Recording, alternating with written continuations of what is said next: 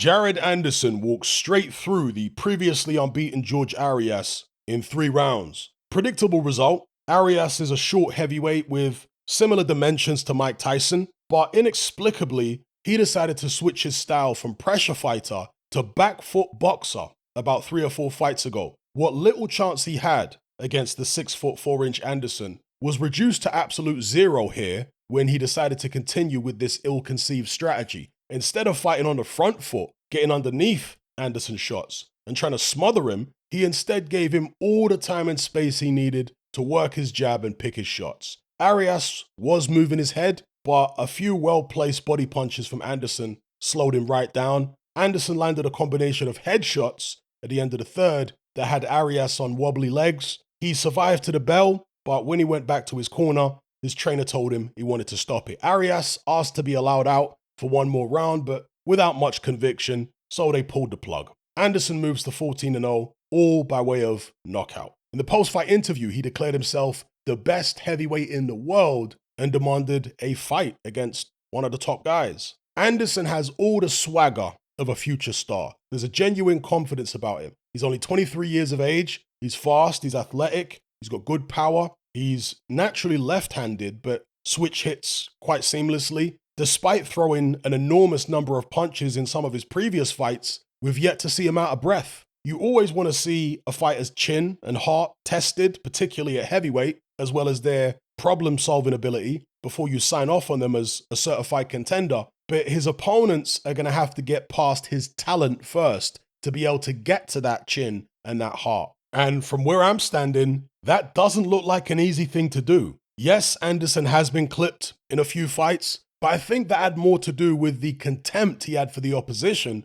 rather than any inherent weaknesses in his defensive skill set. I suspect he'll be a lot more responsible against better opposition. We've seen that with another heavyweight in Joe Joyce, for example. And incidentally, Anderson has actually mentioned Joyce as an ideal opponent for him next. Now, I'm going to go out on a limb here and say that in my estimation, Anderson beats a lot of the top 10 heavyweights right now. Not 18 months down the line, I'm talking about right now. I'm not saying he deserves to be ranked above the fighters I'm about to mention, and I'm not saying he is definitively better than them because he hasn't proved it in the ring yet. I'm just saying that if he were to be matched against any of the following guys in his next fight, I'd pick him to win. And I'm saying this based on styles, youth, confidence, and a number of other factors. I think he beats Joseph Parker. I think he beats Luis Ortiz. I think he knocks Dylan White out. I think he beats Andy Ruiz. I think he beats Deontay Wilder. Yes, I know. Shocking, right? Anderson hasn't beaten anyone with a pulse, yet here I am picking him over Wilder. What can I say? I like to keep you guys on your toes. I think Deontay Wilder is overrated. Most people use that term in the pejorative sense, whereas I use it in the literal sense. When I say overrated, I'm not saying Wilder is no good. I'm saying he is good, but not as good as the majority of the public think he is. I think at 37 years of age, Wilder cannot match the fitness or reflexes of Anderson, who is 14 years his junior. Fringe contender Artur Szpilka managed to avoid the right hand and outbox a prime Deontay Wilder for 9 rounds. An ancient Luis Ortiz was able to totally outbox him through 7 rounds before getting caught. Realistically, Wilder isn't going to be any better now than he was then. He's going to be worse. Power is the last thing to go, but I think Anderson is skilled and talented enough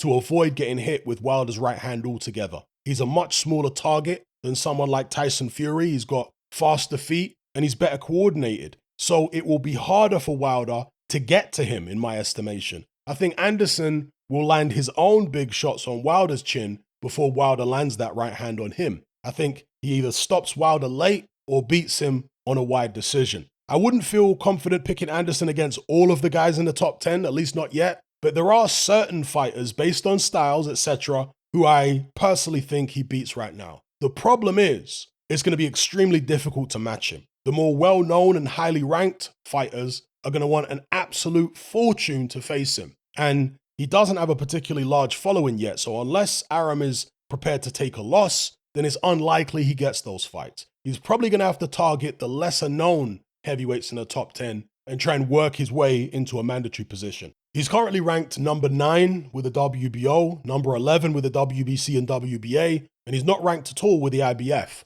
Fighters ranked above him, who I think might be willing to fight him, are the likes of Otto Wallin, Zan Kabutsky, Arslanbek, Makhmadov, Lania Perro, Jonathan Guidry, and Jarrell Miller. You've also got Ajit Kabayel, but he doesn't seem to want to fight outside of Germany, so we can probably discount him. If Anderson can beat maybe 2 of those guys, he might be in a position to fight in a final eliminator against one of the bigger names in the division, and then we'll find out if he's actually as good as I think he is or not.